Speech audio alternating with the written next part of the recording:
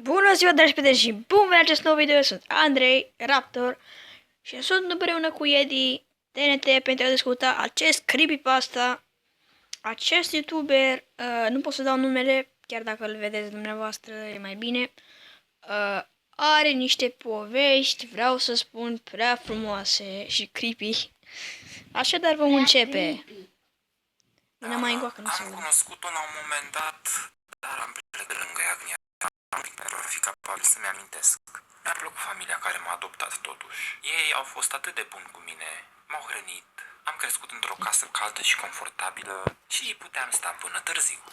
Să-ți spun puțin despre familia mea. În primul rând, mama mea.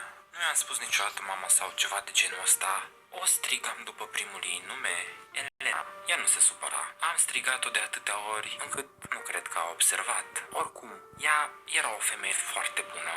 Cred că datorită ei am fost adoptat în primul rând. Uneori mi-aș promiti capul de ea când ne uităm la televizor, iar ea m-ar scârbina încet pe spate cu unghiile ei. În al doilea rând, tata. Numele lui real este Richard, dar numele său nu mi-a plăcut foarte mult, așa că am spus să strig tată într-o încercare disperată de a câștiga afecțiunea lui, dar nu a funcționat. Cred că indiferent de cum îl strigam, el niciodată nu mă iubea la fel de mult ca pe propriul său copil. E de înțeles asta, așa că nu voi continua cu această problemă. Cel mai notabil punct al lui tata a fost seriozitatea excesivă. Nu se temea să se răstească la copiii lui, el nu ezita să mă pleznească. Ei bine, cred că datorită metodelor sale am crescut atât de bine. În cele din urmă, sora mea, micuța Emilia. Putem să vedem de aici că vocea lui este foarte bună și el este foarte bun la povestit. Nu prea voi vorbi pentru că sunt curios și eu nu l-am văzut, este nou video. În fine, să vedem ce se întâmplă. A rămas la sursa Emi, da, nu-i creepy. Era foarte tânără când am fost adoptat, așa că aveam cam aceeași vârstă.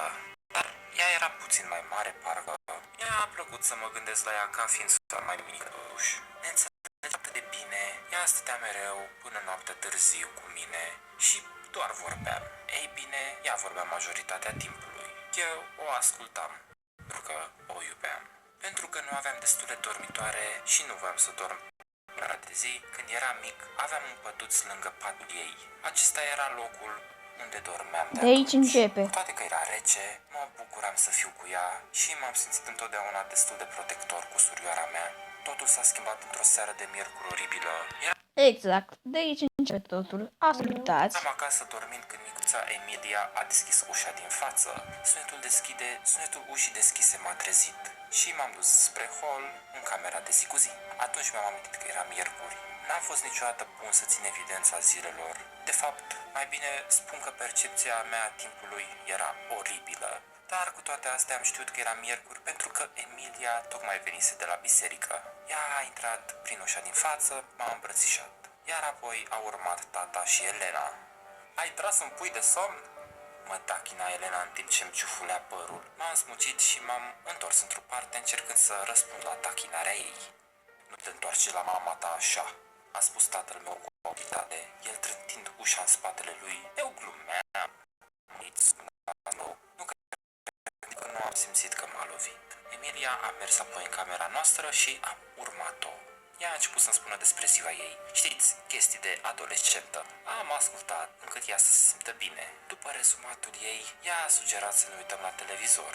Am sărit pe canapea când se întinsese să ia telecomanda. A dat ochii peste cap la imaturitatea mea, m-a dat într-o parte și s-a așezat. Televizorul era pornit și l-am urmărit până când soarele a apus. Emilia era genul de fată care, în loc să urmărească desene animate și telenovele, ea ar urmări mai degrabă Discovery, Animal Planet sau National Geographic. Știu Animal Planet. Da, cine îl cunoaște oare? Toți îl cunosc. În fine, dragi prieteni, până acum nu este cine știe ce. Vedem acum ce se va întâmpla. Deranjat. De fapt, acestea erau singurele canale care puteau să mă țină atent. Se făcuse târziu și Elena venise în spatele canapelei. Emilia, trebuie să vă odihniți. Oprește televizorul și mergi în camera ta. Și tu. Ea a arătat spre mine. Emilia a oprit televizorul în silă și s-a ridicat în picioare. Și a început să meargă pe hol spre camera noastră, în timp ce eu o urmam. Dar nu am putut scăpa sentimentul că ceva nu era în regulă. Ne-am dus în camera noastră și Emilia a stins lumina. Când a făcut-o, am prins un flash de mișcare în colțul ochiului. Venea de la fereastră. Dar îndată ce mi-am mutat privirea acolo, nu era nimic. Am crezut că a plecat, dar încă m-a salert de dragul surorii mele. Am rămas acolo în întuneric, ca cea de subțire de lumină de la lampa de pe stradă pentru a ilumina camera. Nu a trecut mult timp și periodic puteam să jur că auzeam sunete subtile de la fereastră, o crenguță ruptă, frunze călcate, foșneți de haine și tot timpul părea un miros greu de sudoare și sânge. Am ținut ochii deschiși cea mai mare parte a nopții. Sunetele de afară s-au potolit și la fel și mirosul. Am început să mă simt în largul meu și am simțit ploapele cum se închideau. Nu mult după aceea am auzit o bufnitură foarte tare de pe partea cealaltă a casei. M-am trezit într-o clipă. Este cineva în casă. Am lătrat în timp ce adrenalina extremă curgea prin mine. A lătrat. Ham. Trezește-te! Și o mișcam pe Emilia strident. Ea s-a trezit și îndată ce am văzut-o în picioare am fugit spre camera părinților mei. Tata era mort. Gâtul lui fusese tăiat și deschis. Și gura Deja e prea mult până acum. era căscată, sânge vărsându-se din ea pe pat și pe podea. Am văzut că ușa de la baie a fost închisă și atunci am văzut un om, un bărbat. Nu mă simt confortabil numindu-l așa. El era foarte mare și dur. El s-a întors și m-a observat. Și atunci a fost prima dată când l-am văzut cu precizie. Nu-l voi uita. Ochii lui mari și negri, cuprinși de o poftă inumană. El avea o barbă extrem de neîngrijită, cu sânge picurând de pe ea. Hainele îi erau murdare și fața lui era rece. Tocmai atunci am observat același miros oribil de sudoare și sânge de mai devreme, doar că de data asta a fost copleșitor. El m-a văzut și rânji cu un set de dinți galbeni și strâmbi. Zâmbetul ăla m-a speriat. Am crezut că avea de gând să mă omoare, dar apoi se întoarse spre ușa de baie, complet nederanjat de prezența mea. Eram îngrozit și nu știam ce să fac. Am țipat și am plâns. Am privit cum el lovea ușa care îi oferea puțină protecție mamei. Am privit cum el a ridicat lama uriașă care o avea, dar el a neglijat în mod evident să o folosească în mod corespunzător. Am privit cum a tranșat-o de vie și a rupt-o în fărâme. Am auzit ceva atunci. Ultimul lucru pe care am vrut să-l aud. Emilia țipa în spatele meu. Monstruozitatea își ridică privirea de la mama măcelărită și se uită la sora mea mai mică. Ieri până acum. Canibal nenorocit. Am fost tulburat. El s-a ridicat în picioare și a început rapid să meargă spre noi. Sora mea s-a întors și a fugit. Atunci am pierdut-o.